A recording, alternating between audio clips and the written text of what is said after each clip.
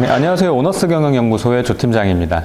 네, 안녕하세요. 오너스 경영연구소 자문파트너스 정춘 세무사입니다. 네, 오늘은 이제 개인 사업자분들 중에서 매출이 많이 나오고 또 수익이 많이 나와서 이 세금 걱정하시는 대표님들 위해서 준비해봤는데요.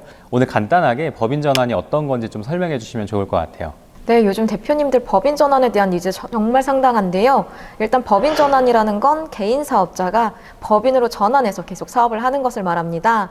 물론 법인 전환을 하실 때는 상법, 세법에 따른 제반 절차들을 이행해 주셔야 되시고요. 이 과정에서 일부 세금이 발생하는데 국가에서는 이런 불합리함을 방지해주기 위해서 각종 제도를 마련하고 있습니다. 법인 전환 하시는 분들 많잖아요. 세금이 또 붙는다고 하니까 어떤 세금들이 있는지 좀 설명해 주시면은 또 이해가 또 쉬울 것 같아요. 법인 전환할 때 발생할 수 있는 세금은 크게 세 가지로 생각을 해주셔야 됩니다. 첫 번째, 양도소득세입니다. 대표님들께서는 내가 내 사업을 그대로 내 법인으로 운영하는데 양도소득세를 내야 돼? 라고 생각하실 수 있겠는데요.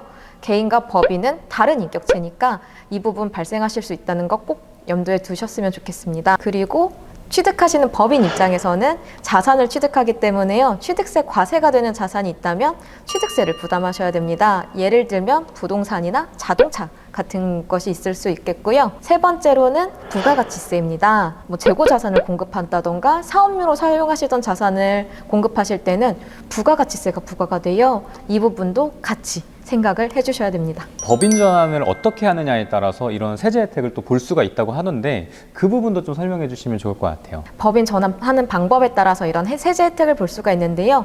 첫 번째로 현물 출자 방식이 있습니다. 현물 출자라는 건요, 법인을 설립할 때 처음에 납입하는 자본금을 금전이 아닌 물건으로 납부를 하는 것을 현물 출자의 방식으로 설립한다라고 얘기를 합니다. 그런데 주식회사 같은 경우는 현금 납부를 원칙으로 하고 현물을 출자하지 못하게끔 규제하고 있어요. 다만 법인을 최초 설립하거나 신주를 발행할 때는 예외적으로 현물 출자를 인정하고 있습니다. 현물 출자 같은 경우는요, 장단점을 일단 먼저 따져보셔야 돼요. 장점 같은 경우는 갖고 있는 자산을 이전을 하는 거기 때문에요, 별도로 자본금이 없어도 되거든요. 현금이 지금 내가 흐름이 좋지 않아서 충분한 현금이 없다라고 하셔도 자산의 출자를 통해서 법인을 설립하실 수 있다는 게 가장 큰 장점입니다. 현물 출자로 통해서 법인 전환을 하시게 되면요, 세제 혜택을 보실 수 있는데 양도하는 자산을 이월과세 받으실 수 있으세요. 이 이월과세라는 말이 조금 어렵긴 한데요. 개인 사업자가 법인에게 양도할 때 그때 양도소득세를 부과하는 게 아니라 나중에 법인이 외부에 양도를 할 때 그때 양도소득세를 납부하실 수 있게끔 그 기간을 밀어주는 거죠. 양도소득세 이월과세 외에도요, 취득세 감면 혜택이 있어요. 그래서 취득세가 부과가 되는 자산이 있다라고 하면 75%까지 감면이 가능합니다. 다양한 자산이 있는 분들은 이 현물 출자에 대해서도 고민 많이 해보시는 게 좋겠죠? 그런데 현물 출자에 대해서는 굉장히 크리티컬한 단점이 있습니다. 일단 현물 출자 같은 경우는요, 법원이 선임한 검사인의 검사를 받아야 돼요. 이 자산의 가치가 적정한가에 대해서 검증을 받아야 되고요, 법원의 인가까지 받아야 됩니다. 법원의 인가를 받아야 된다라고 하니 감이 오시겠지만 굉장히 많은 시간과 비용이 발생하게 되는 거고요.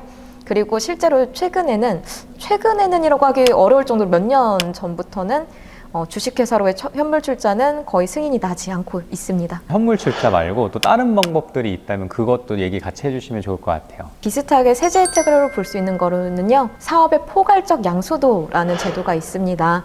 사업 양수도라는 건 기본적으로 개인이 그냥 법인을 설립한 이후에 그 법인의 개인 사업자로 갖고 있던 사업과 자산, 부채 이런 것들을 이전하는 건데요. 그 세법에서 정하고 있는 규정에 요건을 맞추어서 사업종별로 자산과 부채를 포괄적으로 승계시키는 것을 사업의 포괄적 양수도라고 합니다. 포괄적으로 통째로 가져오는 거다라고 생각을 해주시면 되시고요. 중요한 건 사업장별로이기 때문에요, 사업장에서 일부분만 떼어서는 사업장별 포괄적 양수도라고 볼 수 없습니다. 근데 이제 예외적으로 미수금과 미지급금 같은 사업에 필수적이지 않은 항목들은요, 굳이 승계시키지 않아도 포괄적 양수도에 해당이 됩니다. 대표님들 많이 만나보면은 이 포괄 양수도도 굉장히 많이 하는데 많이 하는 이유가 따로 혹시 있을까요? 아까 그 불편했던 현물 출자 방식의 세제 혜택을 다 받을 수 있다라고 생각을 해주시면 되는데요. 첫 번째로 양도소득세 이월과세 가능합니다. 두 번째, 취득세 감면 동일하게 75%까지 가능합니다. 그리고 세 번째, 부가가치세 포괄적 양수도는 부가가치세 과세 대상으로 보지 않기 때문에요.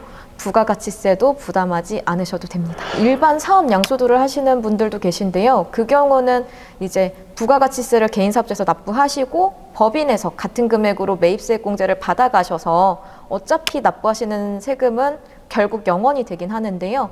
그런 경우는 이제 개인사업자에서 납부하시고 법인에서 환급 받으시는 기간 동안 한 뭐 1, 2개월 이상이 최소 1, 2개월 이상이 뜨니까요.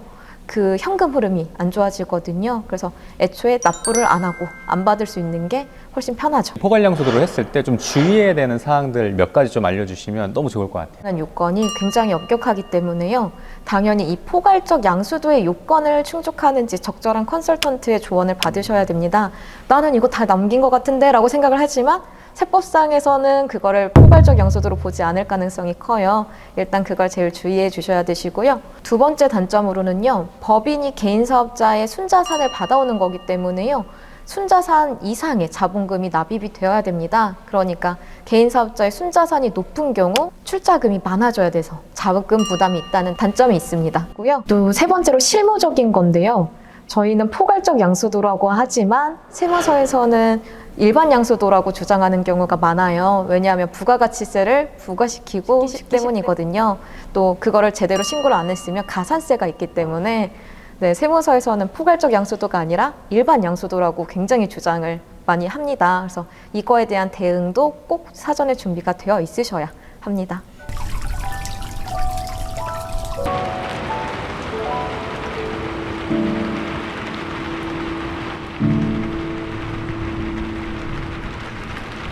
이거 말고도 신규 법인 설립하시는 분들도 굉장히 많거든요. 신규 법인 설립 관련해서도 같이 얘기해 주시면 좋을 것 같아요. 신규 법인 설립은 엄밀하게 말하면 법인 전환의 방식은 아닙니다. 이게 동질성이 유지가 되는 것은 아니거든요.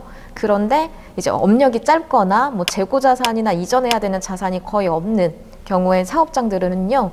그냥 신규 법인을 설립해서 법인을 새로 시작하는 게 아주 간단한 방법이긴 합니다. 일단 첫 번째로 비용이 적게 들고요. 시간도 적게 듭니다. 근데 요거는요. 그 동질성이 유지가 되지 않기 때문에 만약에 뭐 입찰을 하는 업종이라던가 이렇게 업력이 중요한 업종들이 있을 수 있어요. 그런 업종들 같은 경우는 신규 법인 설립은 조금 적합하지 않을 수 있겠습니다. 업력을 신경 안 써도 되고 또 부동산 자산이 없는 분들은 사실 신규 법인 설립도 굉장히 괜찮은 것 같아요. 다양한 지원 혜택이라던가 뭐 인증 제도들도 있으니까요.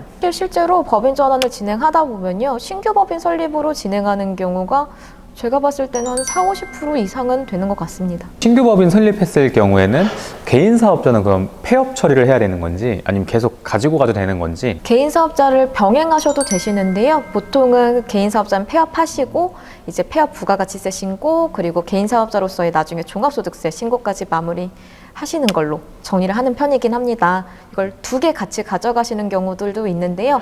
그 경우는 저희한테 이제 법인 전하시는 대표님들 연락 주시면요. 개인 사업자 병행이 좋은지 아닌지까지 컨설팅을 해드리겠습니다. 성실신고 대상자 얘기 많이 들으셨는데 일단 이 성실신고 대상자가 뭔지도 궁금해 하실 것 같고요. 이 성실신고 대상자 적용받기 전에 법인을 좀 설립을 해야 되는지 이거 궁금해 하실 것 같아요. 성실신고 대상자라고 하면요. 말 그대로 세금 성실하게 신고해 라는 대상자거든요. 그러니까 매출액이 큰 분들이라고 보실 수 있어요. 뭐 편하게 서비스업 기준으로 5억 원 이상의 매출을 올리시는 분들, 이렇게 큰 매출을 일으키시는 분들은 성실하게 신고하게끔 각종 부속 서류도 많이 제출하게 하고 있고요. 세무사들을 통해서 성실신고 확인서까지 받게 하고 있습니다. 그 과정에서 비용이라던가 불필요한 서류 작업들이 많기 때문에요. 그 전에 법인 전환을 하라고 추천을 드려요. 왜냐하면 성실신고 사업자가 법인 전환하면 3년간 법인도 성실신고 사업자가 됩니다. 법인에서도 성실신고 부속서류 다 제출해야 되죠. 성실신고 확인 수수료 법인에서도 들죠. 메리트가 확실히 줄어요. 그렇기 때문에 성실신고 대상자가 되시기 전에 꼭 법인 전환을 하시는 걸 추천드립니다. 정말 다양한 방법이 있는 것 같아요. 이 법인 전환하는 것들. 그래서 이 신규 법인 설립하는 것부터 뭐 현물 출자 그리고 포괄양수도 얘기를 다 나눠드렸는데 어떻게 해야 세제 혜택을 볼 수 있는지 그 부분은 케이스별로 저희가 다양하게 가지고 있기 때문에요. 이 오너스 경영연구소로 연락 주시면 저희가 편하게 그리고 확실하게 상담 도와드리도록 하겠습니다. 그래서 저희 오늘의 좀 컨텐츠가 도움이 되셨다면 좋아요와 구독 그리고 알람 설정까지 부탁드리고요. 앞으로 좋은 컨텐츠로 계속 인사드리도록 하겠습니다. 네, 오늘 자리해주신 세무사님 감사합니다. 감사합니다.